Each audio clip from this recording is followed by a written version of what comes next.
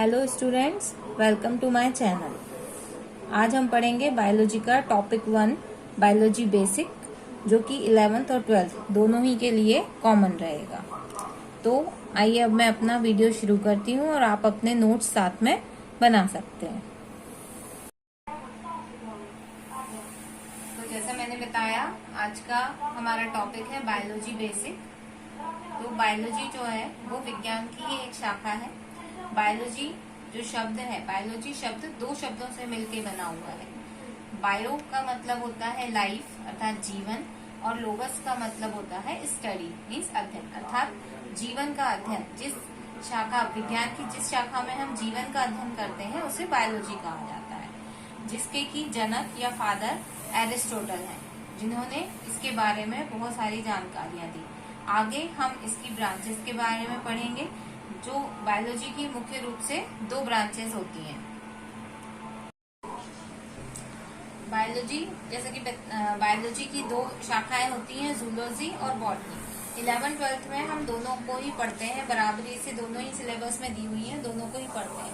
तो जूलॉजी जो है जू का मतलब होता है एनिमल या जंतु, और लॉजी का मतलब फिर से वही स्टडी। तो जिस बायोलॉजी की वह शाखा जिसमें कि हम सिर्फ जंतुओं का अध्ययन करते हैं उसे जूलॉजी बोला जाता है, तथा दूसरी शाखा जिसका की नाम है बॉटनी।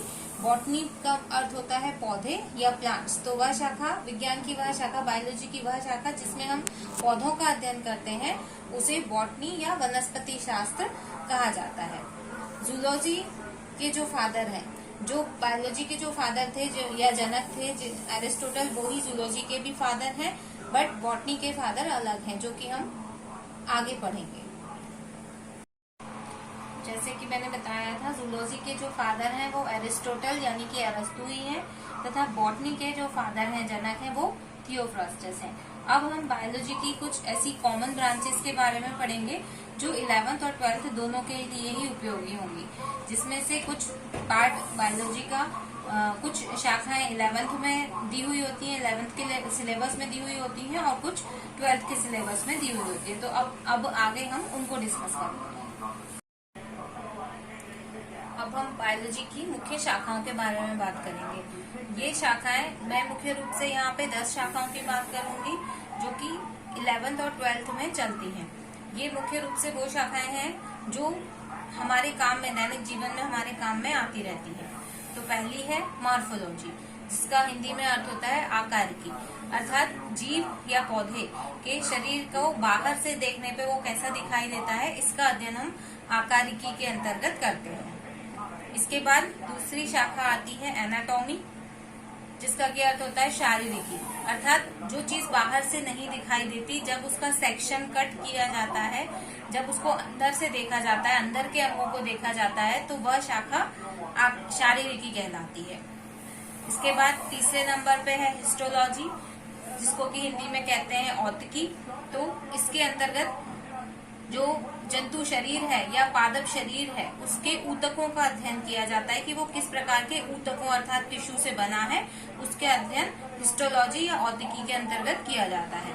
इसके बाद चौथी शाखा है फिजियोलॉजी, जिसका की अर्थ होता है कार्य की, मतलब किसी भी जीव के शरीर के अंग किस प्रकार से कार्य करते हैं, उनका अध्ययन फिजियोलॉजी के अंतर्गत किया जाता है। इसके बाद पांचवी ब्रांच है टैक्सोनॉमी अर्थात वर्गीकी, जिसमें कि जीवों को ग्रुप्स में विभाजित किया जाता है और उनको अलग अलग प्रकार से उनको किस ग्रुप के अंतर्गत पढ़ना है, ये इस शाखा में बताया जाता है, जो कि 11th के सिलेबस में दिया जाता है। लगभग ये सभी शाखाएं, ये पांचों शाखाएं लगभग 11th के सिलेबस में दी हुई हैं, जो कि 11th में के दृष्टिकोण से ज्यादा महत्वपूर्ण है।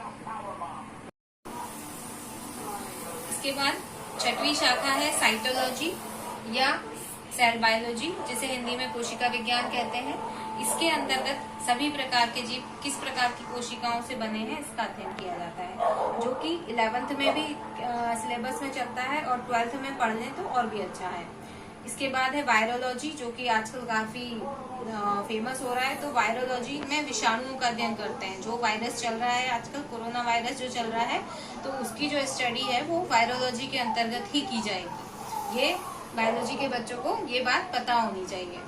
इसके बाद है बैक्टीरियोलॉजी अर्थात जीवाणु विज्ञान। जीवाणुओं का जिसमें अध्ययन किया जाता है वो जीवाणु विज्ञान कहलाता है। इसके बाद एक और बहुत इंपॉर्टेंट ब्रांच होती है बायोलॉजी की जिसे कहते हैं जेनेटिक्स, और लगभग 12th की 3 यूनिट जो है वो जेनेटिक्स ने ही कवर की हुई है। जेनेटिक्स और जेनेटिक्स के साथ में जेनेटिक इंजीनियरिंग मतलब आनुवांशिकी अभियांत्रिकी भी चलता है 12th के सिलेबस में। तो जेनेटिक्स भी एक बहुत इंपॉर्टेंट ब्रांच मानी जाती है बायोलॉजी की, तो जिसे आनुवांशिकी कहा जाता है। और इसके बाद 10वीं ब्रांच है इकोलॉजी अर्थात पारिस्थितिकी, मतलब अपने पर्यावरण और पर्यावरण के साथ में संबंधों का अध्ययन जिसके अंतर्गत में किया जाता है। मुख्य रूप से ये 10 शाखाएं हैं जो पहले सिलेबस में चलती थी, लेकिन अभी नया एनसीईआरटी सिलेबस आने के कारण इनके सिर्फ नाम ही बचे हैं सिलेबस में, तो इसलिए इनको थोड़ा सा डिटेल में पढ़ना आवश्यक है। इस कारण मैंने ये वीडियो बनाया है जिससे कि बच्चों की समझ डेवलप हो सके, जिससे आप लोगों की समझ डेवलप हो सके, जिसके बाद आप इन यूनिट्स को आसानी से पढ़ पाएंगे। तो अगले वीडियो में मैं इसके आगे के बारे में बात करूंगी, इससे आगे के बारे में बात करूंगी। अगर मेरा चैनल आपको अच्छा लगा है तो चैनल को सब्सक्राइब करें, लाइक करें और शेयर करें।